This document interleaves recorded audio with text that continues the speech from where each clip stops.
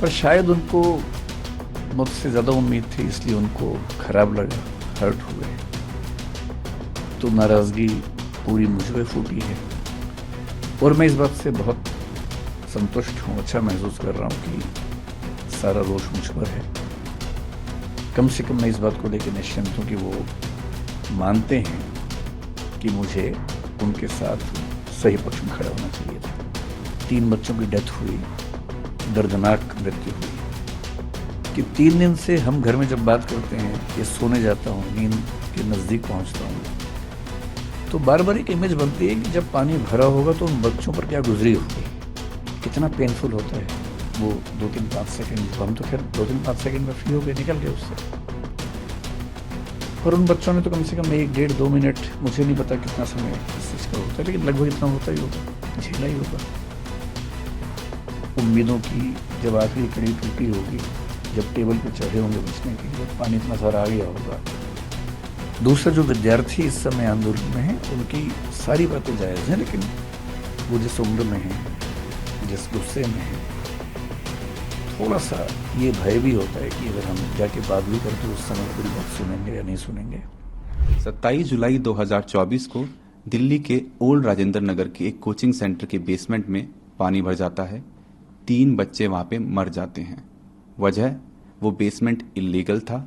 वहाँ पे जो लाइब्रेरी चल रही थी वो भी इल्लीगल थी। 3 बड़े सवाल जो अभी हमारे सामने उठ रहे हैं। पहला, who should be blamed for this? इन तीनों बच्चों के मृत्यु का जिम्मेदार कौन है? दूसरा, क्या कोचिंग सेंटर्स, क्या कोचिंग इंस्टीट्यूट्स सेफ्टी नॉर्म्स को ताक पे रख के से सारे काम कर रहे हैं? तीसरा, क्या कोचिंग सेंटर्स सिर्फ और सिर्फ पैसा कमाना चाहते हैं? क्या यही मकसद रह गया उन लोगों का? इन सारे मुद्दों के बारे में बात करने के लिए हमारे साथ हैं विकास देवी कीर्ति जी।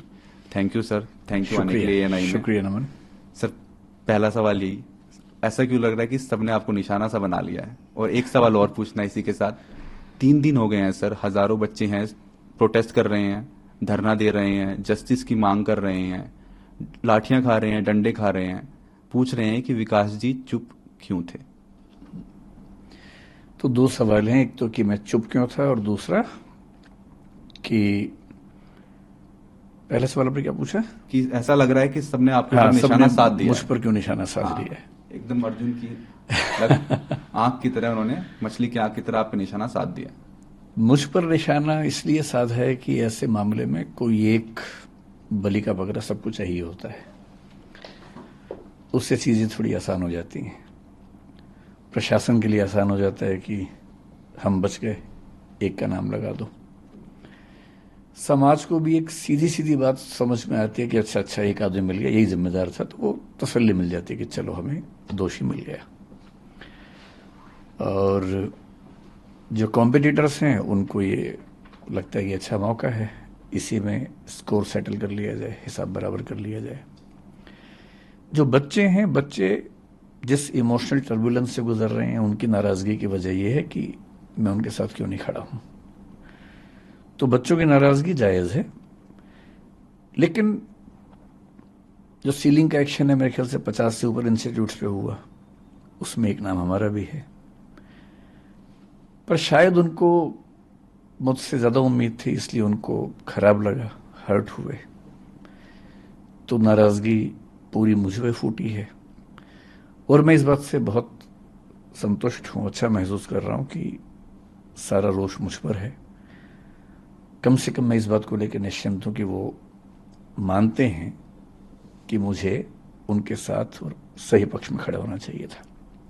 तो इसके लिए मैं कृतज्ञ हूं कि उन्होंने इतना गुस्सा मुझ पर किया। मीडिया ने गुस्सा क्यों किया? क्योंकि चैनल्स को व्यूज चाहिए, और जिसके नाम पे व्यूज मिलते हैं, अभी तुक्के से पिछले कुछ समय से मुझे व्यूज मिल रहे हैं, तो मेरा नाम लिख के गाली देने में व्यूज ज्यादा मिलते हैं, इसलिए मेरा नाम सबसे ऊपर रहता है।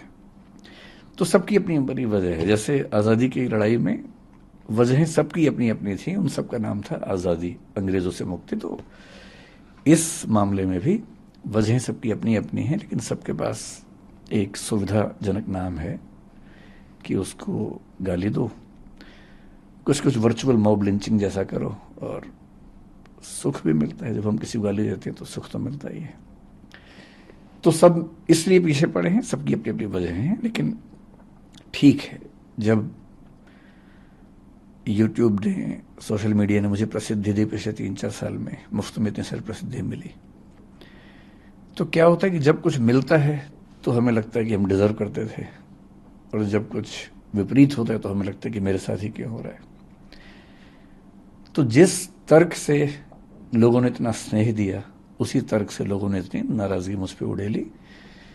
लोग एकदम ठीक हैं, गुस्सा एकदम जायज है, पर मेरी अपनी वजह है कि मैं इतना लेट क्यों हुआ। दूसरा सवाल आपका ये है कि मैंने इतने समय तक कोई प्रतिक्रिया क्यों नहीं दी। इसकी दो वजह हैं। एक तो मेरा स्वभाव, क्योंकि मैं भावनात्मक मामलों में बहुत मुखर और एक्सप्रेसिव नहीं हूं।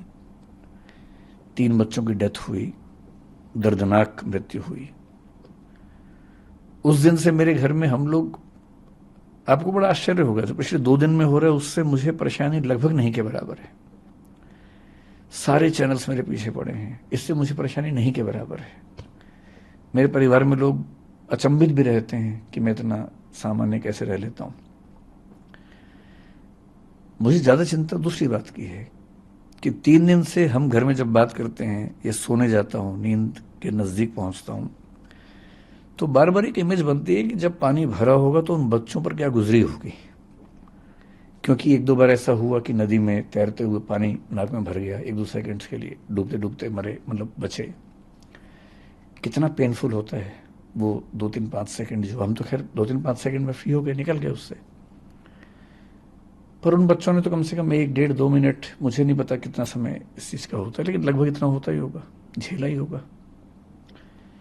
उम्मीदों की जब आखिरी कड़ी टूटी होगी, जब टेबल पे चढ़े होंगे बचने के लिए और पानी इतना सारा आ गया होगा। मेरी इस पूरे प्रकरण में मूल चिंता उस अनुभव को महसूस करने की है, और वो दुख है। तो ऐसे दुख में उनके पेरेंट्स को मैं जानता नहीं हूं, मैं उनसे कैसे अपनी बात कहूं, कैसे उनसे मिलूं। दूसरा, जो विद्यार्थी इस समय आंदोलन में हैं, उनकी सारी बातें जायज हैं, लेकिन वो जिस उम्र में हैं, जिस गुस्से में हैं, थोड़ा सा ये भय भी होता है कि अगर हम जाके बात भी करें तो उस समय वो पूरी बात सुनेंगे या नहीं सुनेंगे। अच्छी बात है कि आज ऐसे 3-4 बच्चों से मेरा मिलना हुआ है। मैं भी एक मीटिंग से आ रहा हूँ, एलजी साहब ने बुलाई थी मीटिंग, उसमें कुछ बच्चे भी आए हुए थे और कई इंस्टीट्यूट्स के ऑनर्स भी थे, दिल्ली सरकार के आला अधिकारी भी थे, डीडीए से, एमसीडी से, फायर डिपार्टमेंट से, चीफ सेक्रेटरी दिल्ली सरकार के वो भी थे। तो वहां थोड़ी सी बच्चों से मेरी, मतलब 1-to-1 नहीं, लेकिन हाँ मीटिंग के दौरान बातें हुई। अब मुझे लगता है कि वो सहजता है, हो सकता है कि मैं आज या कल में बच्चों से मिलूंगा। क्या दिल्ली सरकार का कोई मंत्री, जिस मीटिंग का आप जिक्र कर रहे हैं एलजी साहब के साथ अभी चंद घंटों पहले हुई, क्या कोई दिल्ली सरकार का मंत्री भी था उसमें? नहीं, एक भी मंत्री नहीं था दिल्ली सरकार। ये मामला अभी एलजी साहब हैंडल कर रहे हैं, तो ब्यूरोक्रेट्स बहुत सारे थे, दिल्ली सरकार का कोई मंत्री नहीं था उसमें। अगर आप कुछ बता सके कि उस मीटिंग में क्या बातचीत हुई, किन मुद्दों पे बात हुई और क्या सहमति बनी? मीटिंग बड़ी अच्छी हुई, अच्छा लगा कि एलजी साहब भी और दिल्ली सरकार अब काफी एक्टिव है। दरअसल उनको भी कुछ मामलों में क्लैरिटी नहीं थी, बच्चों की समस्याएं भी सुनने, कोचिंग इंस्टीट्यूट्स का अपना पक्ष क्या है वो भी सुना, कौन से ऐसे नियम कानून हैं जो कंफ्यूजन पैदा करते हैं वो भी सुना, सब नोट किया। उसके बाद एक छोटी कमेटी बनाई गई है, उस कमेटी में मैं भी हूं, कुछ टीचर्स और भी हैं। उसमें अगर मैं ठीक ध्यान कर रहा हूं तो दिल्ली के चीफ सेक्रेटरी भी हैं, डीडी एमसीडी के जो हेड्स हैं वो भी हैं। तो हम सब लोग अगले कुछ दिनों में कुछ मीटिंग्स करके इस समस्या का स्थायी समाधान निकालने का प्रयास करेंगे, और वो सुझाव सब लोगों ने दिए, मैंने भी दिए, और वो सब नोट किए गए हैं।